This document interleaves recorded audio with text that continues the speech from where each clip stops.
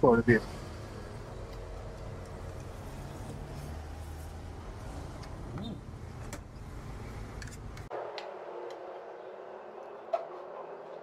Putok bato.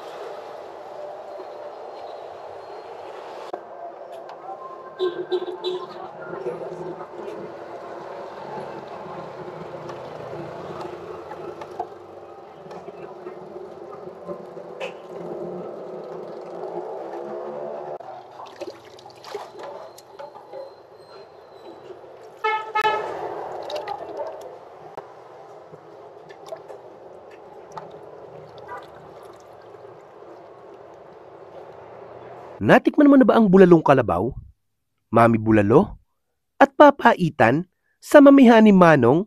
Kung hindi pa, ay tara, banatan na natin yan. Let's go!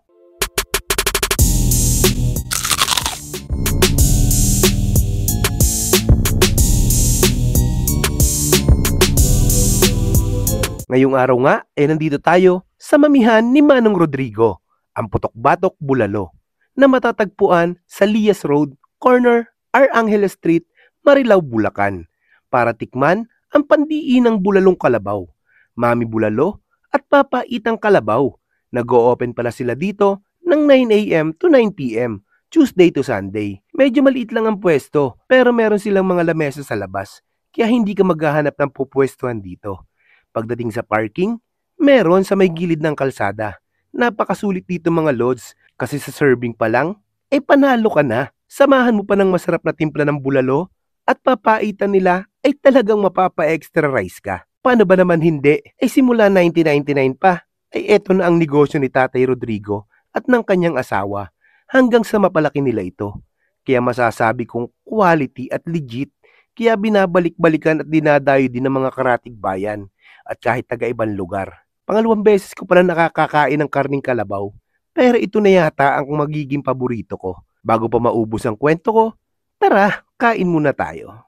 Tayo mga kabangers, nandito tayo ngayon sa Putok-Batok Bulalo dito sa Marilao, Bulacan, para tikman natin yung bulalong kalabaw.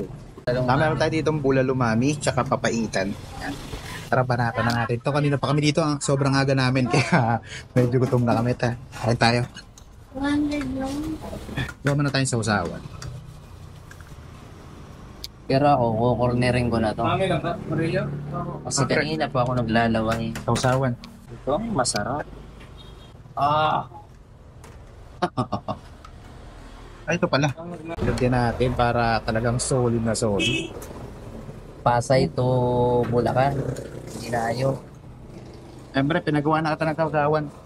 Titikman natin to. Oh. Kung ano ang dating. Grabe, lalakan na lambot. Sarap, aray, lambot. Kalabaw.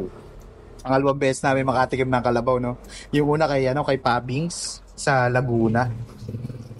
Pero mas solid to, sobrang dami ng sobrang dami ng serving. Taba talaga yung panguna lagi. Kaya tayo. Komunalita. Sa mga sa itlog kwenta. Panalo. Kaya. Problema. Tumasok tamad ako. Kwenta. Lambot?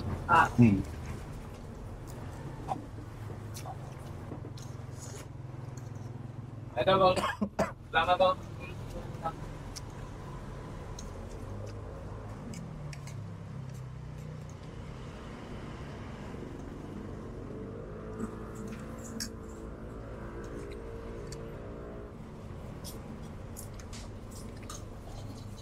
Sakto yung kanyang ano.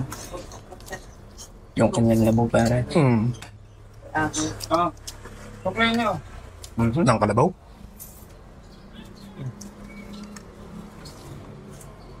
Pag nakita ito ni Montesa, maglalaway na naman sa akin. May papaitan, dalat Shout lang. out sa tropang Abdul.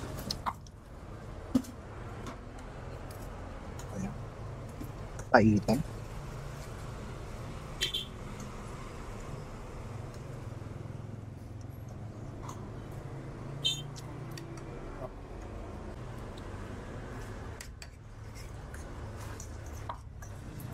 Okay lang, iaangat ko ha. Okay. Kasi gusto kong hindi ako komportable dun sa kutsara ko eh. Gusto ko nilalapang ko yung sabaw. Grabe. Ginawa mo ng kape yan, ha? Bata pa ako, ganyan ako naman.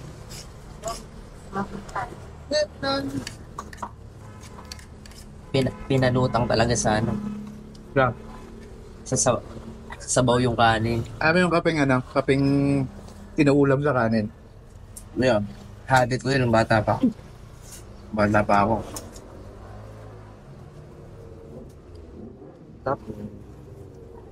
Ah, pila po. Balat sa ng kalabaw sa sa baka. Malaki ang pinagawa mo. Ganun talaga, pre. Di ba sabi ko sa'yo nung sa Laguna tayo? Hindi mamantika yung baka. Hindi mamantika yung kalabaw kaysa sa baka. Oo, yun. Diba? Mas lamang ang mantiga ng baka. Kasi ang baka, hindi napapawisan. Ang kalabaw laging pawisan eh. Tama pag nag-aararo siya, yung batak lagi sa putikan. Kaya hindi mataba, Kaya hindi siya mamantika. Yun talaga ang totoong kwento niyan. Pero yung baka, hindi lumalabas yung pawis niya eh. Panay kain lang, nakabangla ron sa puno ng mangga, pag-usog na. Ang bagay yung kalabaw, yung nagigim na, So, nailabas niya yung pawis niya. Kaya, yung iba, naninibagong kumain, ba't hindi ganong masebo ang kalabaw? No, kaya yung kalabaw.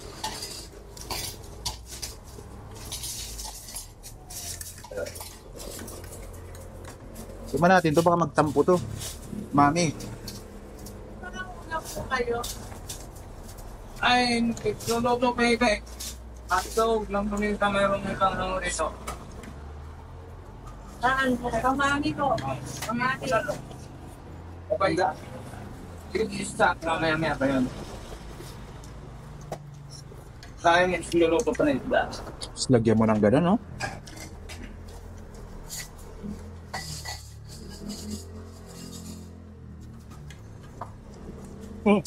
Crap din. Solid dick. Nagaling pa nga po, dalawa. Diba?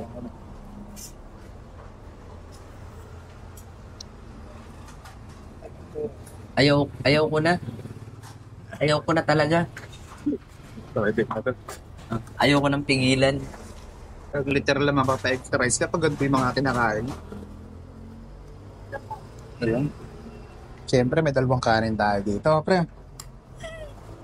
At ako, parang ano yun sa'yo, ah. Iba. Ako yung nahihiya. Yeah. Ito na. Sa atin pa lang may lasan. Hindi mo na kailangan magulang.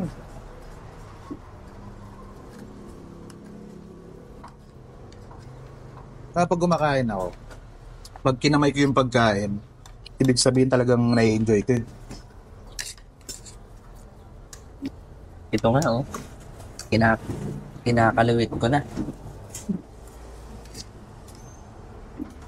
Hindi ako komportable talaga. Baka tumalon. Baka magtampo yung papaitan, no? Kaya ni Dick yan?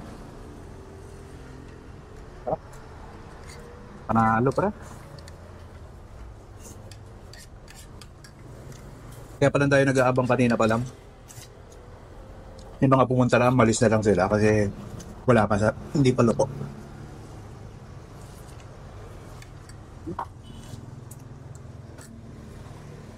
For beer.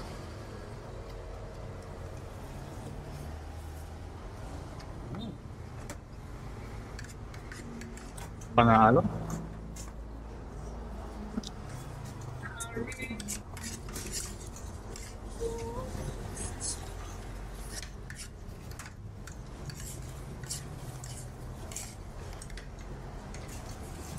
Okay, Dick. Okay lang. Okay na din ako. Ay, napakasulit mga lads. Bis tayo na dito sa Putok Batok Bulalo dito sa Marilao, Bulacan. Panalods. Napakasulit dito mga lods. Kaya kung taga Bulacan ka at hindi ka pa nakakakain dito, dayuhin mo na lods, panalods yan. O paano? Hanggang susunod nating food trip. Paalam.